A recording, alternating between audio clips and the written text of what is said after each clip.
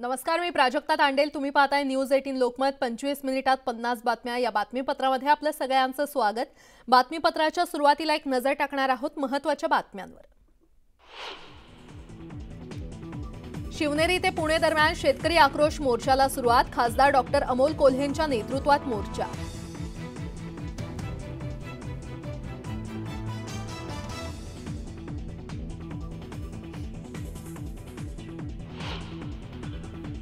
राज्य मागासवर्ग आयोगाची आज पुण्यात बैठक. मराठा आरक्षण सर्वेक्षणाच्या कामकाजाचा घेणार आढावा.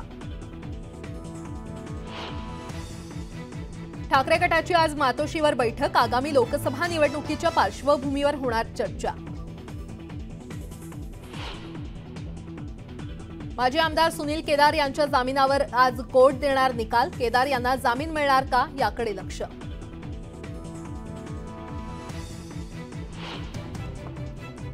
इंदापुरात हर्षवर्धन पाटलांची मुलगी अंकिता पाटीलचे बॅनर झळकले. बॅनरवर भावी खासदार असा उल्लेख.